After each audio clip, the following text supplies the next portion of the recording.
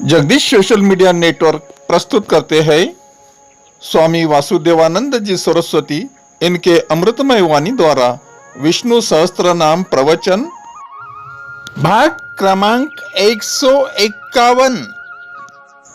प्रथम नमन आपको। जय गुरुदेव। श्री विष्णु सहस्त्रनाम ज्ञान यज्ञ प्रवचन क्रमांक 151, श्लोक क्रमांक 28 और नाम क्रमांक 135। ओम त्र्यंबकं यजामहे सुगंधिं पुष्टिवर्धनम् उर्वारुकमिव बन्धनान् मृत्युर्मुक्षीयमामृतात्। समस्त जन कल्याण निरतं करुणामयं नमामि चिन्मयं देवं सद्गुरुं ब्रह्मविद्वरं। हरे कृष्ण कृपालो भक्तरक्षकः नमस्तुभ्यं नमस्तुभ्यं नमस्तुभ्यं नमो नमः। लोकाध्यक्षः सुराध्यक्षः धर्माध्यक्षः कृताकृतः चतुरात्मा चतुर्व्यूहः चतुर्दंष्ट्रश्चतुर्भुजः। ओम धर्माध्यक्षाय नमः। ओम तत्सत।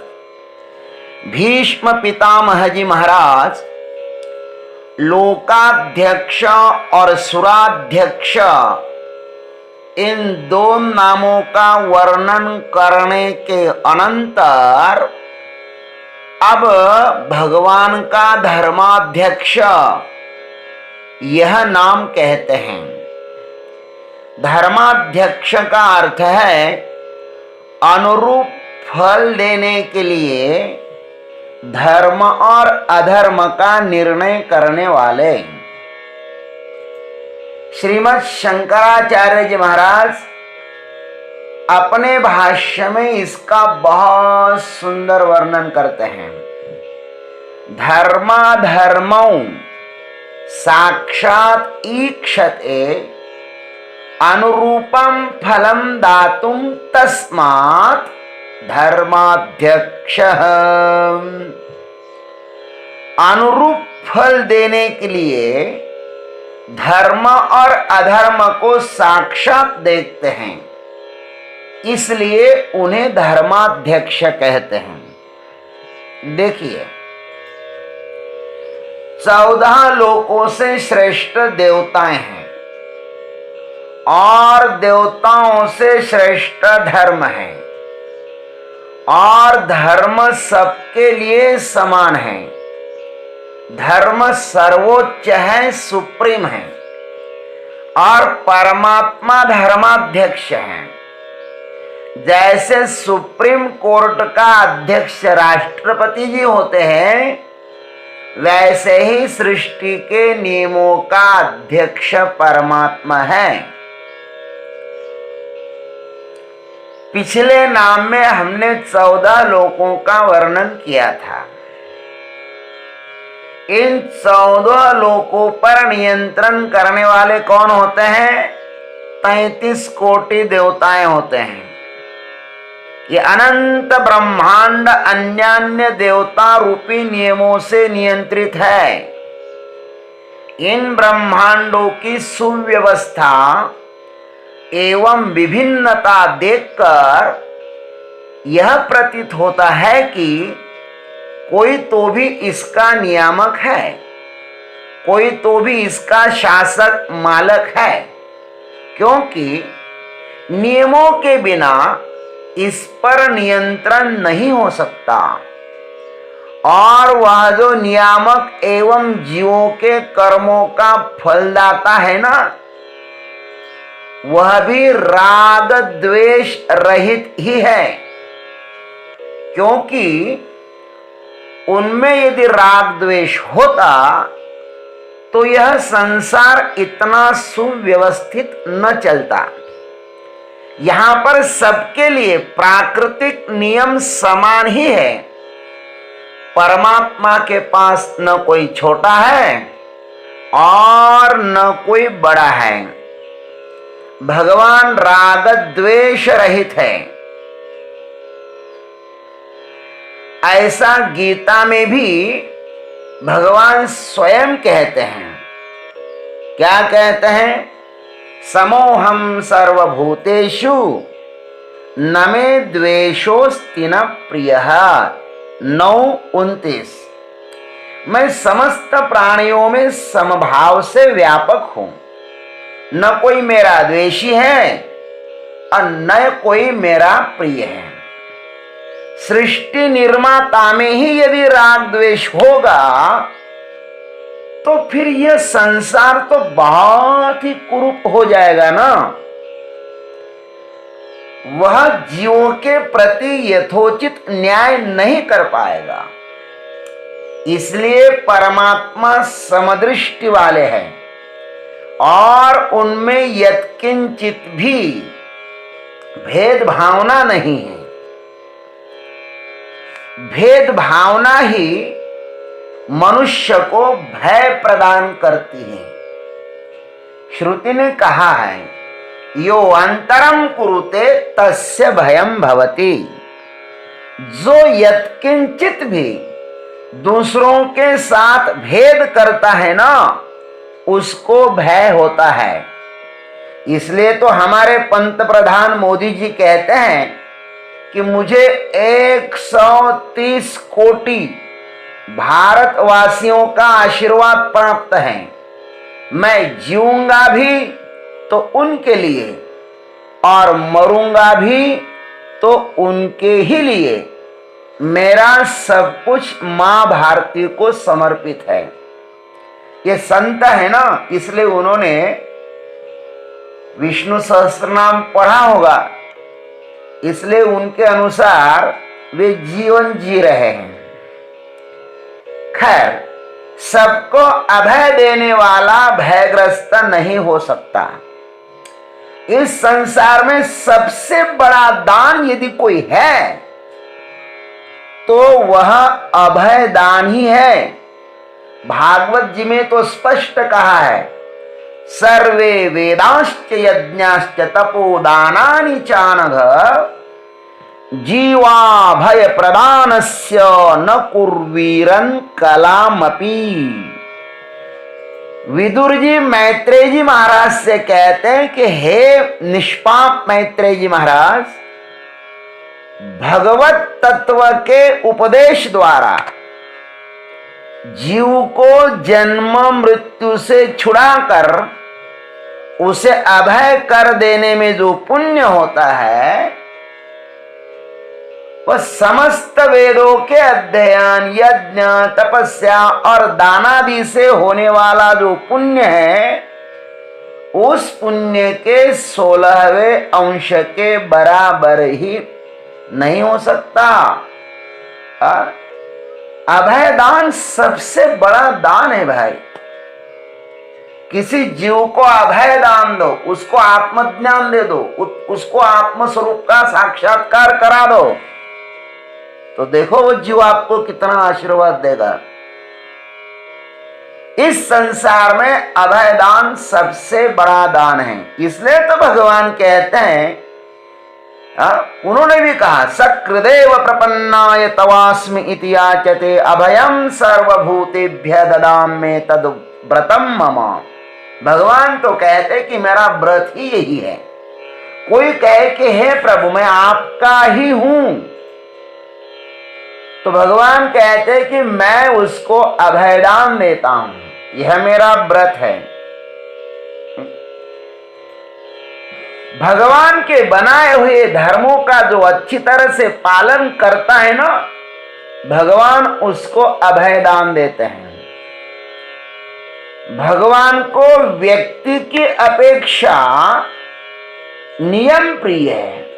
व्यक्ति की अपेक्षा क्या प्रिय है? नियम प्रिय है। और किसी भी संस्था को सुव्यवस्थित चलना हो तो संस्थाध्यक्ष को नियमों का पुजारी होना ही चाहिए, क्योंकि यहां पर सब कुछ नियम से ही हो रहा है। नियम यदि न हो तो वह संस्था जो है ना वह डगमगा जाएगी।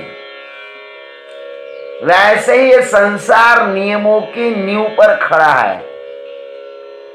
वृक्ष की उत्पत्ति नियम से होती है, पुष्प नियम से खिलते हैं, फल नियम से लगते हैं और परिपक्व होते हैं। बालक के गर्भाधान से लेकर जन्म तक और जन्म से मौत तक यह सब कुछ नियम से ही हो रहा है। ईश्वर की सृष्टि में सबके लिए समान नियम है। यहां पर सर्वोच्च धनवान और अत्यंत निर्धन दोनों को समान नियम है। दोनों को भूख भी समान लगती है, नींद भी समान आती है, जन्म और मौत का दुख भी दोनों को समान ही होता है। नग्न ही आते हैं इस संसार में और नग्न ही चले जाते हैं। यहां पर भगवान को भी जन्म लेना हो तो उसे भी गर्भ से ही आना पड़ता है। इस मृत्युलोक में आने के लिए गर्भ ही द्वार है। खैर, नियमाध्यक्ष को ही यहां पर धर्माध्यक्ष कहा है। महाभारत के ही जैसा भागवत जी में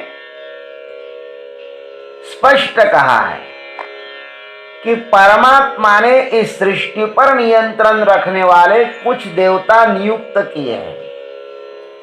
सूर्योग्नि खम मरुद्भाव सोमः संध्या हनिदिशः कंकृहि कालो धर्म इति हेते दैहस्य साक्षिणः ये तहि अधर्मो विज्ञातः स्थानम दंडस्य युज्यते।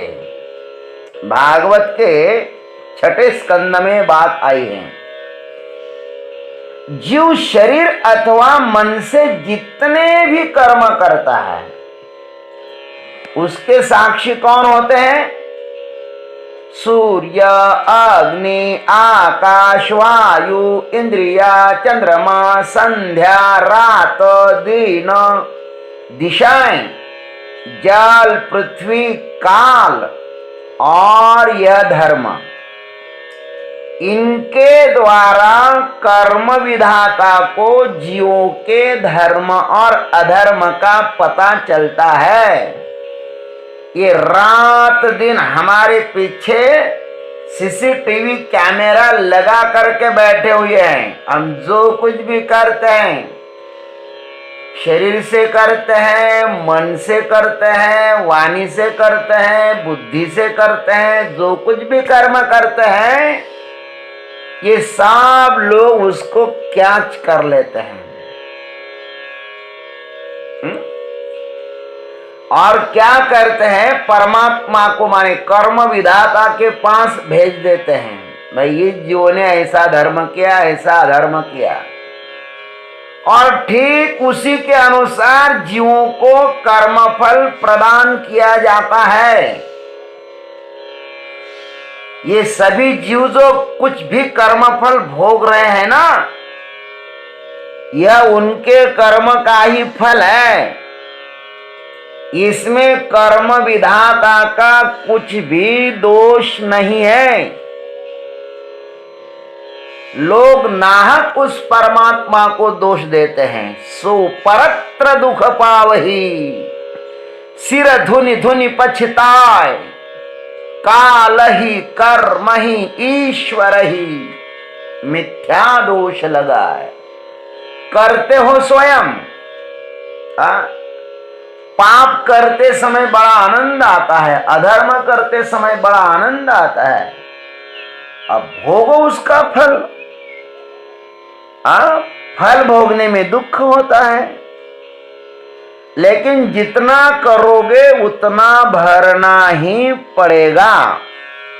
भगवान के ऊपर दोष देने की कोई भी आवश्यकता नहीं है। अरे परमात्मा तो केवल इस सृष्टि का दृष्टा मात्र ही है, दृष्टा रूपेण संस्थिता। यही परमात्मा की भूमिका है, इतनी ही भूमिका है। वह सब कुछ करते हुए भी सबसे अलिप्त है। इसलिए ऐसे समदृष्टि वाले धर्माध्यक्ष परमात्मा का हमें आश्रय लेना चाहिए। समभाव वाला महापुरुष कभी भी किसी के भी प्रति पक्षपात नहीं कर सकता। वह अपने स्वभाव को कभी भी नहीं छोड़ता। ऐसा व्यक्ति ही विश्वसनीय है। ऐसे लोगों पर ही विश्वास करो। भर्तृहरि जी ने कहा है, उदयति यदि भानुः पश्चिमे दिग्विभागे प्रचलति यदि मेरुः शीततां याति वह्निः विकसति यदि पद्मं पर्वताग्रे शिलायां न चलति खलु वाक्यं सज्जनानां कदाचित्। सूर्य भले ही पश्चिम दिशा में उदित हो, मेरू पर्वत भले ही डगमग हिलने लगे, अग्नि भले ही शीतल हो जावे, अथवा कमल भले ही खड़ग पर निकल आवे, लेकिन सज्जन पुरुष अपने वचन से कभी भी विचलित नहीं होते। इसलिए आश्रय लेना हो तो ऐसे महापुरुष का ही आश्रय लेना चाहिए जो धर्माध्यक्ष है। ऐसा धर्माध्यक्ष परमात्मा, देखो हमारा हितैषी इस परमात्मा के सिवा हमारा इस संसार में हितैषी अन्य कौन हो सकता है भाई।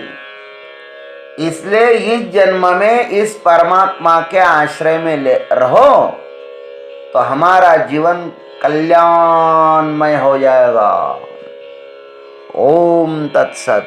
जय गुरुदेव, जय जगदीश्वर, जय जय महाकाल।